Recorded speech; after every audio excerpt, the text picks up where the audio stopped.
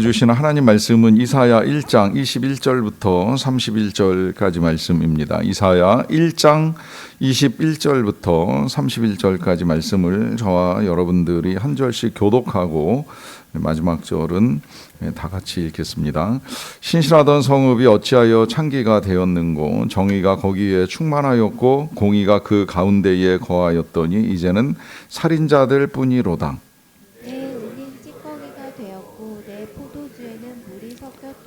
내 고관들은 패역하여 도둑과 짝하며 다 뇌물을 사랑하며 예물을 구하며 고아를 위하여 신원하지 아니하며 과부의 송사를 수리하지 아니하는도다. 그러므로 주 만군의 여호와 이스라엘의 전능자가 말씀하시되, 슬프다. 내가 장차 내 대적에게 보응하여 내 마음을 편하게 하겠고 내 원수에게 보복하리라. 내가 또 내 손을 내게 돌려 네 찌꺼기를 잿물로 씻듯이 녹여 청결하게 하며 네 혼잣물을 다 제하여 버리고, 내가 내 재판관들을 처음과 같이 내 모사들을 본래와 같이 회복할 것이라. 그리한 후에야 내가 의의 성읍이라 신실한 고을이라 불리리라 하셨나니, 시온은 정의로 구속함을 받고 그 돌아온 자들은 공의로 구속함을 받으리라. 그러나 패역한 자와 죄인은 함께 패망하고 여호와를 버린 자도 멸망할 것이라. 너희가 기뻐하던 상수리 나무로 말미암아 너희가 부끄러움을 당할 것이요 너희가 택한 동산으로 말미암아 수치를 당할 것이며, 너희는 잎사귀 마른 상수리 나무 같을 것이요 물 없는 동산 같으리니.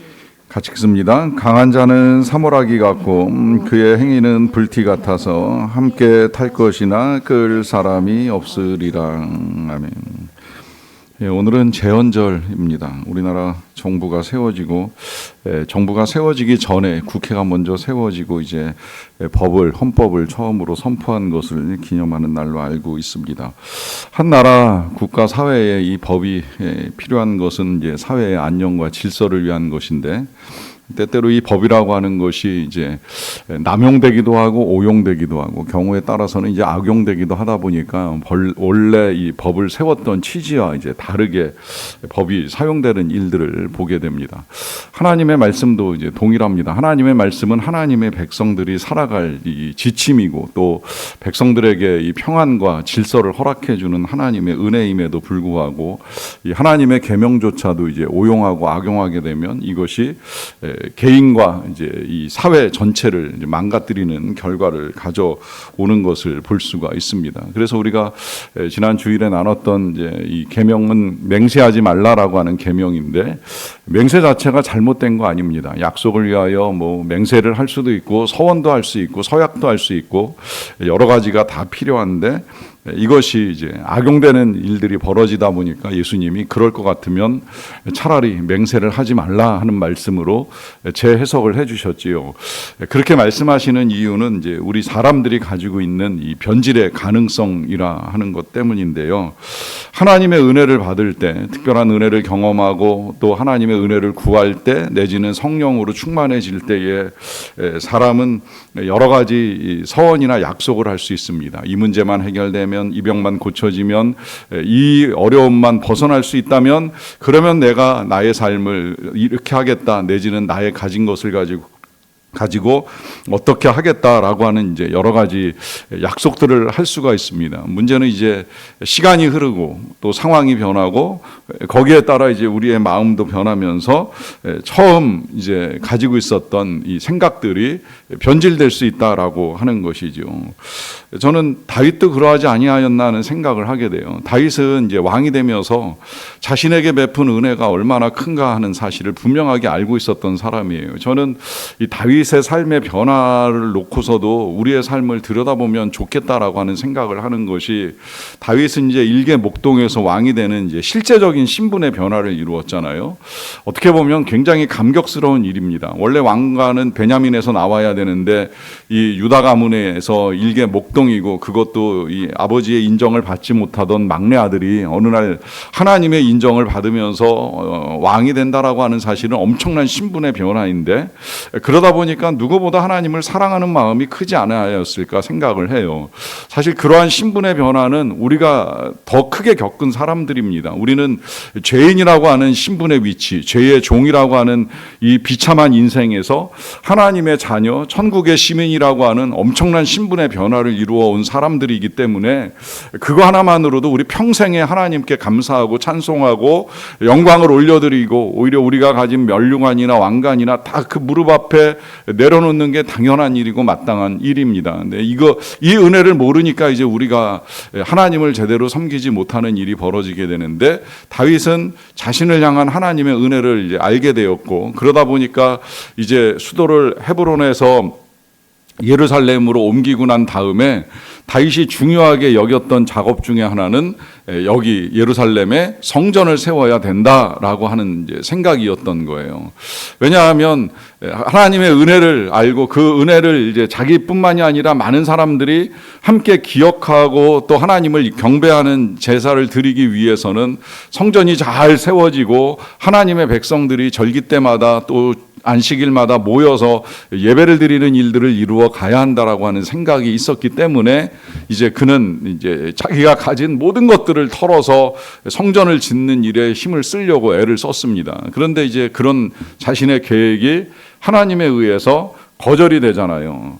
하나님께서 나단을 통해서 이제 너는 피를 많이 흘렸기 때문에 네가 하는 건 안 되고 네게서 난 이제 자녀가 성전을 세울 것이다라고 하는 이제 말씀을 통해서 다윗은 거절이 됐어요. 저는 이 지난 수요일에 이 시편 15편 말씀을 전하고 난 다음에도 다시 묵상을 하면서 이 다윗이 주의 장막에 머무를 자 누구일까, 주의 성산에 거할 자 누구일까라고 하는 이 질문을 가지고 시를 남긴 이유는 어쩌면 그 거절 때문에 그가 그런 시를 쓴 것이 아닐까.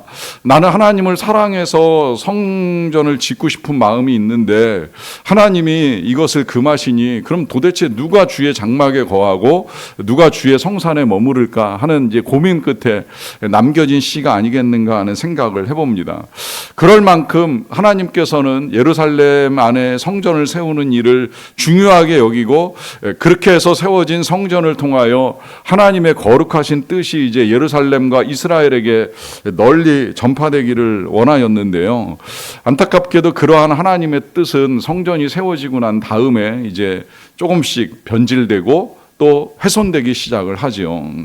그래서 이 예루살렘, 그 어느 나라보다도 어느 도시보다도 가장 정의롭고 공의로워야 될 이 도시가 이제 부패하기 시작을 합니다.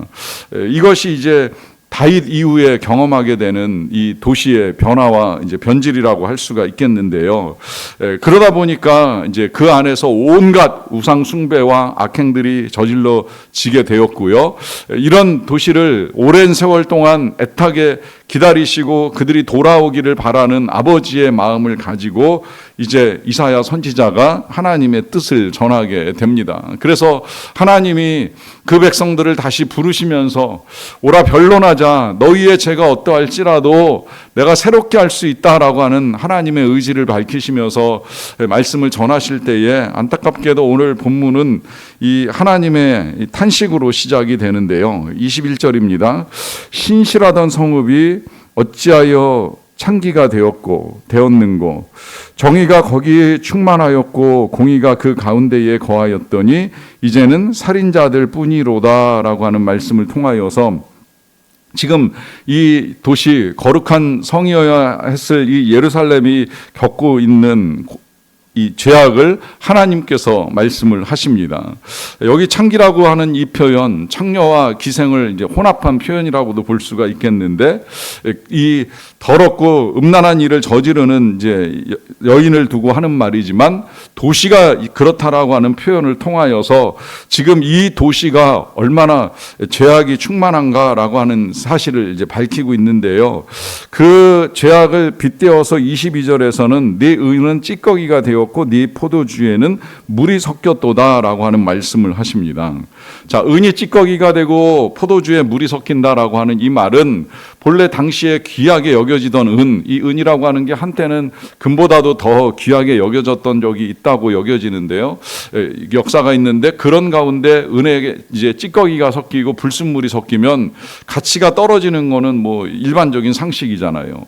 포도주 당시의 음료로 굉장히 중요한 역할을 하는데 이 포도주에 물이 섞임으로 인하여서 포도주가 내야 될 맛이나 향이나 농도를 제대로 내지 못한다라고 하면 아무 소용이 없는 것이죠. 그런데 지금 이런 일이 이제 이 예루살렘 안에서 벌어지고 있다라고 하는 거예요. 이 말은 하나님만을 섬겨야 될 하나님의 백성들이 하나님만을 섬기는 것이 아니라 필요한 대로 이런저런 우상을 가져다 섬기는 일이 벌어지는 것을 말합니다. 다시 말하면 이걸 이제 신앙의 혼합주의 내지는 세속주의다 이제 이렇게 표현을 하는데 하나님만을 섬겨야 될 하나님의 백성들이 하나님 아닌 다른 것들을 섬기는 것이 함께 벌어지고 있는 것이죠.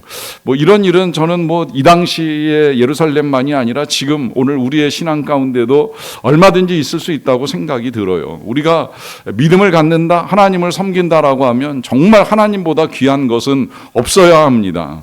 주 예수보다도 귀한 것은 없네라고 하는 찬양의 고백이 틀림없는 우리 믿음의 고백이어야 합니다. 세상 명예, 세상 부귀, 세상 자랑 다 의미 없는 것이다. 부질없다. 분명히 인정하고 하나님만을 섬기는 것이 전부이다라는 믿음을 가지고 살아가야 하는 것이 틀림없습니다. 그런데 살다 보면 이것도 귀하고 저것도 소중하고 하다 보니 이것저것 이제 혼합된 우리의 생각들이 지금 이 찌꺼기 섞인 은이나 또 물 섞인 포도주나 다를 바와 없는 이제 삶을 만들어내는 것이죠. 문제는 이제 그러다 보니까 여러 가지 이제 어려움들을 겪는데 이 어려움이라고 하는 것이 사실 가진 자들은 별로 잘 느끼지 못할 때가 있어요. 저는 이제 그래서 지금 우리나라의 경제 상황을 보면서도 많이 안타깝다고 여겨집니다. 성장률이 올라가고 주가가 올라가고 하다 보니까 마치 경제가 좋은 것처럼 생각을 하지만 실은 불경기에 고통당하는 사람들 많고 또 실업자 갈수록 늘어나고 있고 그 실업자들 중에 특히 청년 실업이 늘어나고 있는 데다가 AI 때문에 이제 더 늘어날 가능성이 많다라고 하는 기사를 볼 때마다 결국 고통당하는 것은 약자고 가난한 자, 불쌍한 자들밖에 없구나라고 하는 생각을 다시 하는데 사실은 이미 있었던 역사예요. 보시면 이 23절에 내 고관들은 패역하여 도둑과 짝하며 다 뇌물을 사랑하며 예물을 구하며 고아를 위하여 신원하지 아니하며 과부의 송사를 수리하지 아니하는도다라고 합니다. 여기 이 고아, 과부의 송사나 신원이 받아들여지지 않을 만큼 이 도시가 패역하다라고 하는 사실을 하나님이 이제 직접적으로 말씀을 하고 계시는 거예요. 그래서 지금 이 나라가 얼마나 엉망이 되었는가 하는 사실을 분명하게 밝혀주고 있지요.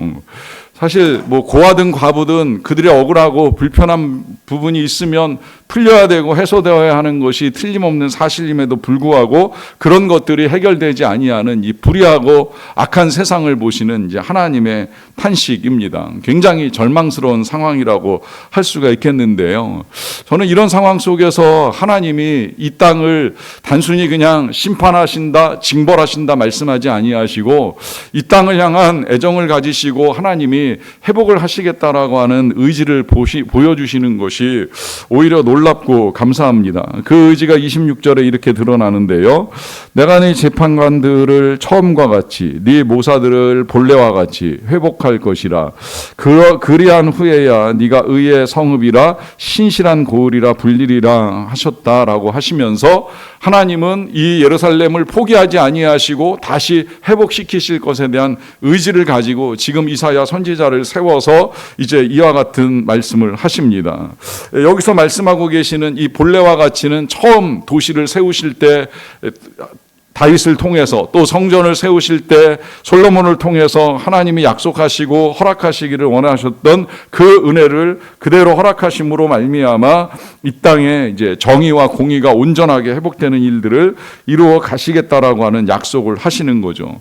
물론 그러는 가운데에 회복을 진행하시는 중에 심판은 있을 수밖에 없어요. 그러다 보니까 이제 나중에 상수리 나무로 말미암아 부끄러움을 당한다. 너희가 택한 동산으로 말미암아 수치를 당할 것이다라고 하는데, 이 상수리 나무는 이제 우상을 섬기던 자리이고, 여기서 말하는 동산도 산당을 세워놓고 섬기던 자리이기 때문에 그들이 아름답게 꾸미고 즐겁게 놀던 그 상수리 나무 아래에서나 혹은 동산에서 이제 수치와 모욕을 당하는 일들을 겪게 될 것이다 라고 하는 말씀을 하십니다. 이 모든 것들이 사람들이 하나님을 섬기지 아니하고 육신의 정욕과 안목의 정욕을 따른 결과로 겪게 되는 일이다 라고 하는 것인데요. 이러한 일들을 진행하는 과정 중에 이제 오늘 결론적으로 24절을 보시게 되면 하나님께서 이런 말씀을 하세요. 그러므로 주 만군의 여호와 이스라엘의 전능자가 말씀하시되 슬프다, 내가 장차 내 대적에게 보응하여 내 마음을 편하게 하겠고 내 원수에게 보복하리라 라고 하는 말씀을 하시는데요.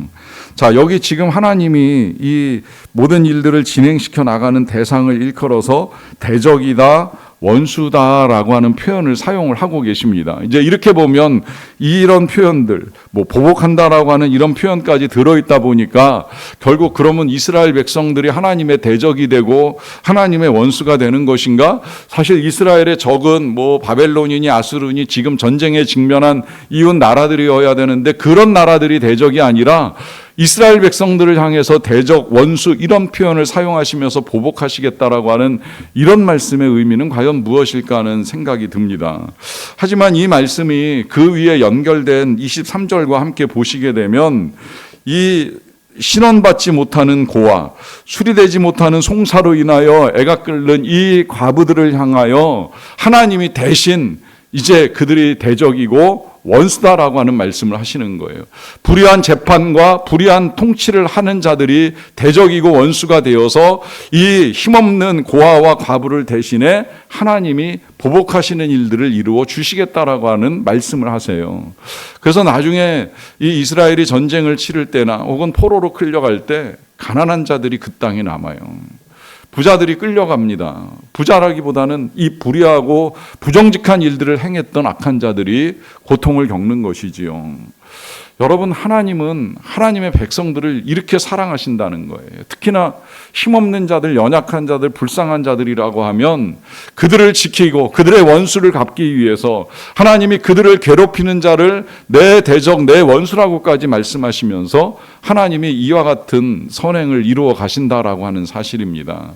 그래서 우리가 하나님을 섬겨야 되는 이유가 더욱 분명해지는 거예요. 우리가 약하다면 하나님이 강하시기 때문입니다. 우리가 힘들 때 하나님은 우리의 힘이 되어 주십니다. 우리가 어려움을 겪을 때에 하나님은 우리의 방패요 피난처가 되어 주십니다. 늘 하나님만 섬기며 그 은혜 힘입고 나아가는 저와 여러분 다 되시기를 간절히 축원합니다. 기도하겠습니다. 사랑과 은혜가 풍성하신 아버지 하나님 감사합니다. 오늘도 하나님의 은혜 가운데 하루를 열게 하여 주셔서 감사드립니다. 특별히 오늘은 제헌절로 지키는 날인데 하나님, 모든 하나님의 말씀과 계명, 이 법과 윤리와 질서가 우리 사회에 다시 만연해지기를 원합니다. 여전히 불의와 부정직과 부당한 일들이 얼마나 많이 일어나고 있는지요. 하나님이 은혜를 베푸셔서 우리나라가 독립되게 하시고 정부가 세워지고 국회가 세워지며 또 법이 세워져서 이 땅의 평화와 안정을 지켜나가게 하셨는데 하나님, 법이 악용되고 오용되고 남용되면서 이 땅이 정말 무질서하게 이를 데가 없는 곳이 되었습니다. 하나님, 다시 하나님의 정의와 공의가 하수처럼 강물처럼 흐르게 되기를 간절히 원합니다. 단순히 헌법만을 기념하는 날이 아니라 정말 법질서를 바로 세우기 위하여 국회가 올바르게 토의하고 바른 결정들을 이루어 갈 수 있도록 도와주시옵소서. 그래서 일개인이나 정당만을 위한 법이 되지 않도록 도와주시고 온 국민이 행복하게 평안하게 안정되게 살아갈 수 있는 법이 세워지는 일들을 이루어 갈 수 있도록 하나님께서 이 땅에 공의와 정의를 더하여 주시옵소서. 하나님, 그리고 오늘은 특별히 이제 우리 교회가 국내 선교를 출발하는 날입니다. 3탄을 향하여 우리 교우들이 자녀들과 함께 떠나게 될 때에 돌아오는 날까지 하나님께서 안전하게 지켜주시기를 원합니다. 오가는 발걸음을 보호하여 주시고 그 땅에서 사역을 진행하는 동안에 가장 적합한 날씨를 허락하여 주시옵소서. 그리고 섬기는 모든 사역들을 통하여서 그 땅에 하나님의 사랑이 잘 전파되고 많은 자들이 주님께로 회복되고 돌아오는 아름다운 역사들을 이루어 갈 수 있도록 은혜를 내리워 주시옵소서. 무엇보다 공동체 안에도 사랑이 넘침으로 말미암아 서로 격려하고 서로 위로하고 서로 섬기는 가운데에 함께 사역을 하는 기쁨을 누릴 수 있도록 은혜를 더하여 주시옵소서. 그렇게 하나님의 나라와 의를 구하며 나아가는 주의 백성들이 오늘도 하나님의 은혜를 구하며 이 자리에 엎드렸습니다. 주의 은혜를 내리워 주시옵소서. 치료하는 은혜를 내려주시고 강건하게 하시는 은혜를 누릴 수 있도록 도와주시옵소서. 가난하여 답답한 마음으로 하나님께 호소하는 그 기도와 간구를 들으시고 필요한 것들을 채워 주시옵소서. 영적으로 충만하게 하여 주시고 성령으로 충만하게 하여 주시고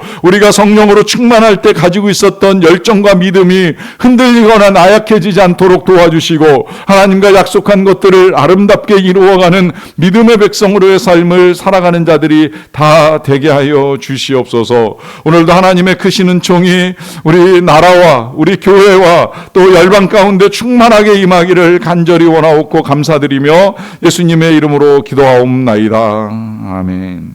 하늘에